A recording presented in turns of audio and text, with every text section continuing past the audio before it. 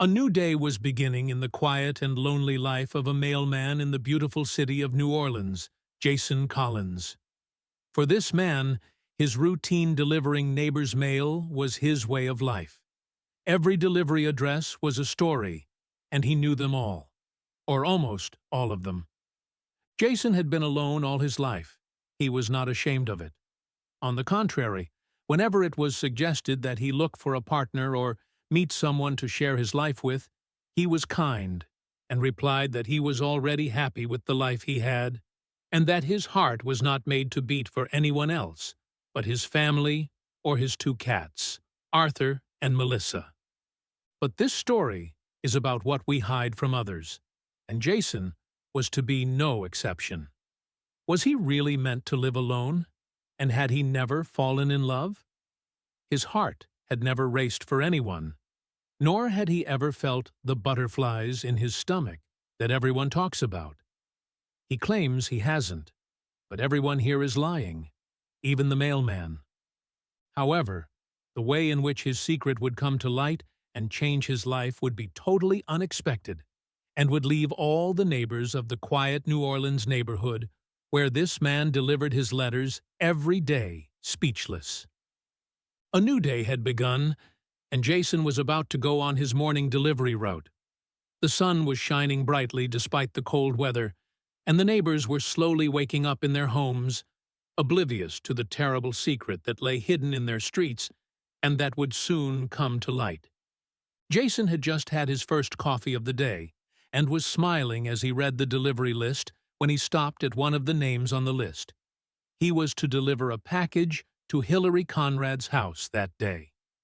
Mrs. Conrad, 38, lived alone with her 3-year-old daughter Lily, and was one of the neighborhood's most beloved neighbors, and Jason's.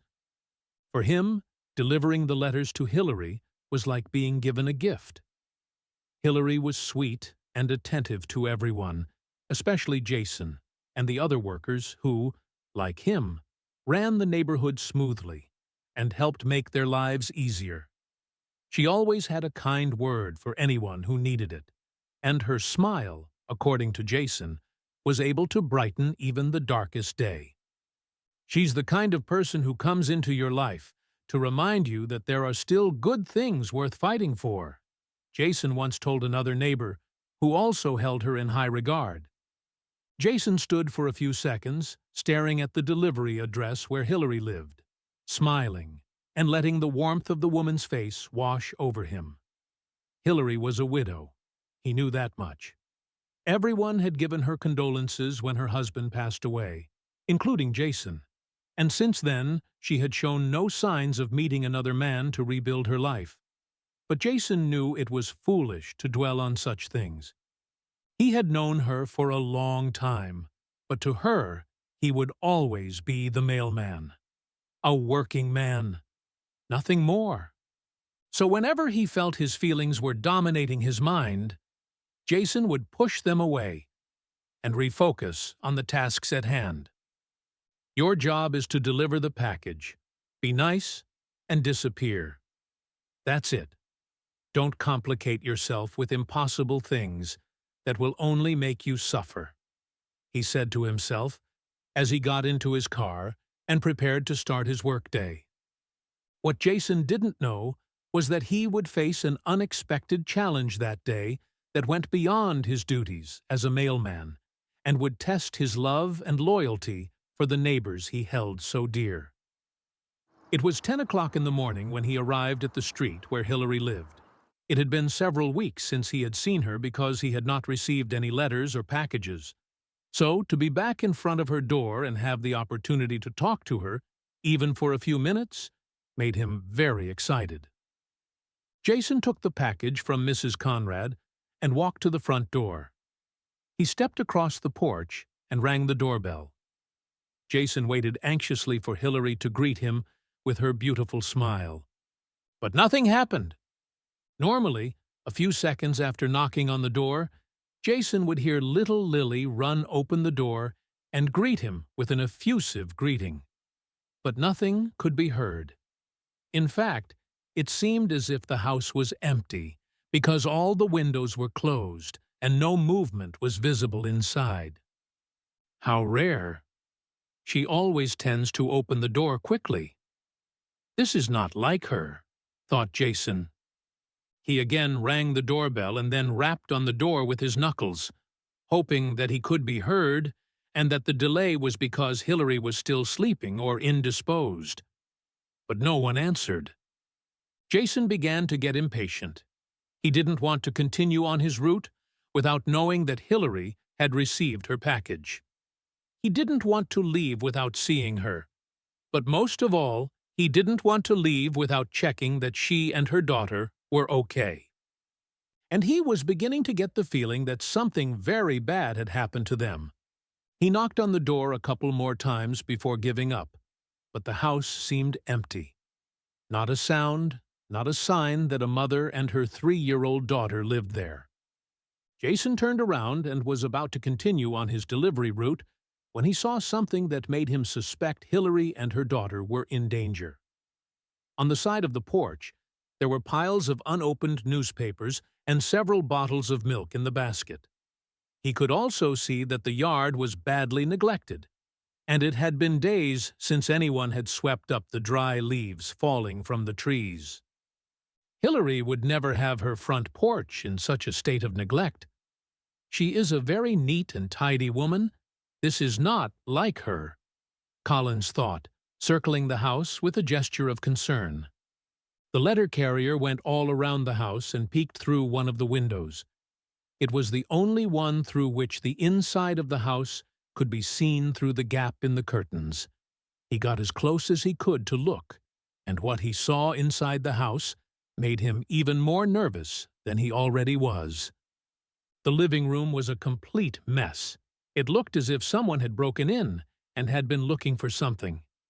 There were plates with leftover food on the table, little girls' clothes and toys lying on the floor, medicine boxes scattered all over the room.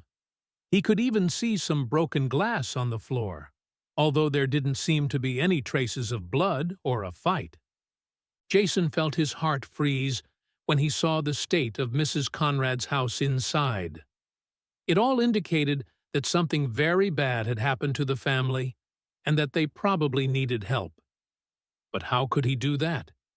He didn't even know if anyone was inside the house.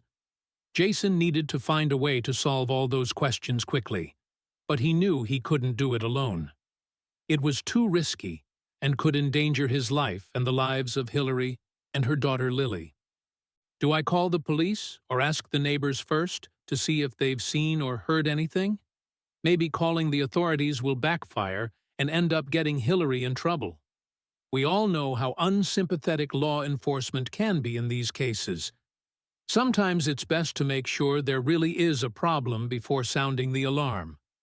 Yes, I think that would be best, said the letter carrier to himself, running to the house across the street where a very kind elderly couple lived. But what the neighbors told Collins was not helpful, but it confirmed his suspicions. Hillary and her daughter had not shown any sign of life for more than a week.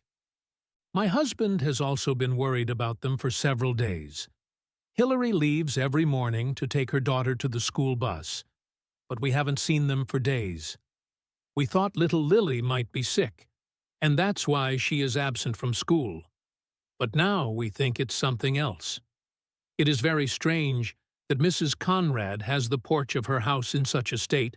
She always sweeps it and picks up the newspapers every day. If she hasn't, it's because something has happened to her. I'm sure, said the old lady who lived in the house across the street, very worried. Jason asked several other neighbors, and they all said the same thing. No one had seen Hillary Conrad or her daughter for over a week. Some had even gone to check on them, and like him, had to leave without answers because no one answered the door. But Collins wasn't going to let it go. The mailman felt unable to go on about his business and pretend nothing was wrong. He couldn't forget about Hillary and her daughter. The affection he felt for that little family was too great, and he couldn't look away. It would break his heart to know that something bad had happened to them, and he did nothing to prevent it. After chatting with the last neighbor on the avenue and delivering his mail, Collins walked back to his car. As he walked, he kept looking at Mrs. Conrad's house, thinking about how best to help her. He was about to get into his car and call 911 when he saw something that made him stop in his tracks. He had seen someone moving through one of the side windows. It was barely a second, but he was sure he had seen the silhouette of someone peering through the curtains. "Hillary, is that you?" shouted Jason.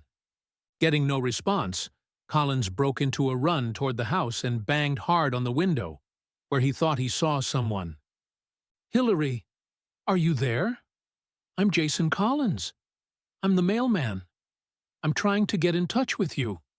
We're all very worried about you. Please, if you have any problems, open the door. I'm sure we can help you," Jason shouted as he kept banging on the window. For what seemed like an eternity, everything remained silent, and only the echo of his knocking could be heard. Seeing that no one was answering, and with the feeling that something very bad was happening there, Jason turned around and headed for his car to call the police. But something stopped him. The door of the house burst open, and a small figure appeared through it, calling for help. It was Lily, Hillary's 3-year-old daughter. "Sir, please don't go. Please do not leave. I didn't know whether to open the door because my mother forbids me to do so, but I'm very afraid," said the girl, almost breathless. Jason froze as he saw the girl running toward him. He hadn't expected her to be the one to open the door for him, but that wasn't the most disturbing thing of all. Upon closer inspection, Jason noticed how pitiful little Lily looked. She was very disheveled, dressed in pajamas, and her face was dirty with food residue, probably chocolate, and her pants were full of dark stains. It was unusual to see such a child in such a state. Hillary was a very careful mother and liked her daughter to always be neat and well-dressed. However, the image of the child at that moment was quite the opposite. She looked disoriented and hungry, although what was most striking were the stains covering her clothes. "Lily, what's wrong? Where is Mommy? Why are you afraid?" he asked the girl, speaking softly to her. The girl seemed to hesitate. She was very small and could not find the right words to describe whatever was happening to her mother.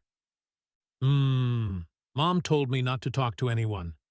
She forbade me to leave the house while she was taking a nap, but she has been asleep for a long time and doesn't answer me. She always wakes up, smiles at me, and tells me everything will be okay. But not today. Mom is still asleep. "Can you help me wake her up, sir?" asked the very frightened girl. "Is your mom asleep? How long has she been sleeping?" he asked, alarmed. "Since yesterday, I think," answered the girl, looking at the floor. Jason's mind was working at full speed, trying to put in order all the information the girl was giving him. It was obvious that Hillary Conrad was in trouble and needed help, but what ended up convincing him of this was not the fact that she was still sleeping, but the color of the stains on Lily's pants. "Lily, how did you get your pants dirty? Are those stains from chocolate or food?" he asked the girl, trying not to scare her. The girl looked at her pants and pointed to one of the bigger stains above her knee. "This? It's from Mom." "I don't know. She hugged me, and then I had these stains," said the confused girl. Jason took a closer look and froze. He realized it was blood. If those stains were Hillary's, it could only mean one thing. Hillary Conrad was seriously injured and needed urgent medical attention. With no time to waste, Jason grabbed his cell phone and called 911 to report what he had just discovered. If Mrs. Conrad was in trouble, he needed to get the doctors to examine and treat her as soon as possible. "We're on our way. Please don't do anything before we get there and take care of the girl. We won't be long," said the paramedic who answered her call for help. As Jason hung up, he turned his full attention back to Lily, who seemed to have realized what was happening and began to cry inconsolably and ask for her mother. "Mommy will be all right. Don't cry, little one. Now some people will come and take care of her, I promise," Jason said, hugging her tightly. 10 minutes later, and with his heart shrinking in anguish, Jason saw the ambulance arrive and guided them into the house, carrying Lily in his arms. As they entered with the emergency medical team, Jason was aware of the gravity of the situation and knew that if he had left, Mrs. Conrad probably would have had no chance of survival. The living room was a mess, but Hillary was not there. Lily led them upstairs to her mother's room, where Hillary lay unconscious on her bed.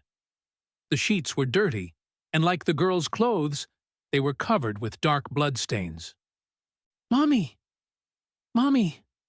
Wake up!" cried Lily as she saw her mother lying on the bed. But Hillary was too far away to hear her daughter's cries. "Is she breathing?" Jason asked in a whisper. The paramedics surrounded Hillary and began taking her vitals. After a few moments, one of them nodded and told the others to prepare the stretcher to take her to the hospital.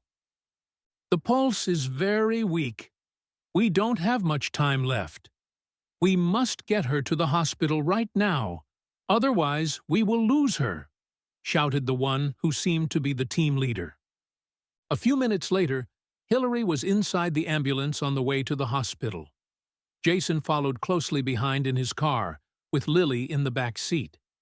The little girl didn't understand what was happening and couldn't stop crying. But Jason was there to comfort her and make her understand that her mother would be fine thanks to the doctors. But the truth was that Jason had no idea if that was going to happen. He also didn't know what had happened to Hillary to end up in that state, but he didn't care. He just wanted to know that she was going to recover and get mother and daughter back together happily. That was his only goal. But before that, Jason should find out something else. A secret that Hillary Conrad had been keeping from everyone for months, to the point of nearly costing her life. They spent a couple of hours sitting in the ER hallway until a female doctor approached them with news of Lily's mother's condition. What the doctor told Jason, believing it was a close family member who was authorized to see her medical records, would leave him speechless and completely heartbroken.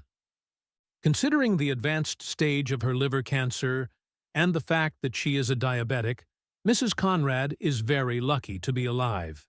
If it hadn't been for you, we would be having a very different conversation right now. Unfortunately, the financial problem that led her to this situation is still there. So, in a week, after stabilizing her, she will have to return home, concluded the doctor with a stern face. Jason nodded, not quite understanding what the doctor was saying. "Financial problem? What do you mean?" he asked. Her problem was to continue to pay for her diabetes treatments and to be eligible for a liver transplant. That's why she was at home. She could no longer afford the hospital bills. "I am sorry," said the doctor. Suddenly, everything clicked. Hillary's absence from the neighborhood, her daughter's poor appearance, the stains on her clothes, and the messy, unclean house. Hillary was seriously ill and had told no one, either out of pride or shame. Jason felt a deep sadness for her and understood what she must be suffering. Being the mother of such a little girl and not knowing if she will be able to see her grow up must be really hard to take. But if on top of that, you are sick and have no help from anyone, things get really complicated. At that moment, while he was coming to terms with what he had just discovered, and Hillary was recovering, Jason Collins made the most important decision of his life. He was determined to help Mrs. Conrad and her daughter, and he knew exactly how he would do it. It took Mrs. Conrad 2 days to recover and be able to receive visitors. The first person to come to see her was her daughter, accompanied by the man who had become her hero and faithful friend, the neighborhood mailman. "I wanted to thank you for saving my life and taking care of my daughter while I am here. You are a good man," Hillary told him in a weak voice. "It has been a pleasure to be of assistance, Mrs. Conrad. And speaking of help, there's something I'd like to tell you." Jason began with a smile on his lips. Hillary nodded and listened anxiously to the extraordinary news that the mailman, a man she barely knew and with whom she had had only one formal relationship, had come to give her. "We know how bad you are doing, and the whole community has decided to come together to help you and your daughter. The doctors have told me about your problems with the hospital bills and the risk you are running if you do not receive a liver transplant in the next few months. Therefore, we have decided to hold a fundraiser that will help you pay for her medical treatments and continue to care for Lily. Your daughter needs you, and you are very well liked in the neighborhood. Everyone has been very supportive and wanted to help her," Jason announced proudly. Hillary fell silent, and for several seconds only stared at Jason with wide eyes. "Is this a joke?" she asked, on the verge of tears. "It's not a joke, Hillary. You are going to get well, and we are all going to help you do it. Neither you nor Lily will ever be alone again." "Never," said Jason, smiling tenderly at her. That same week, Hillary was able to receive the medical treatment she needed, and in a few weeks, she would be able to receive the life-saving liver transplant that would allow her to continue to watch her daughter grow and thank the entire community for the gift they have given her. Jason was by her side every step of the way towards her recovery, and while she was in the hospital, he cared for Lily and made sure she continued to go to school and lead a normal, carefree life. A beautiful ending to a sad and somber story that shows us a reality that, unfortunately, thousands of people live every day in the United States. Luckily, Hillary found Jason, who reminded her that love, actually, is everywhere. Do you like this touching and surprising story? If so, we invite you to leave us a comment expressing your opinion. If you want to continue enjoying inspiring stories like this one, subscribe to our channel or check out the other videos shown at the bottom of the screen. Thank you for your cooperation.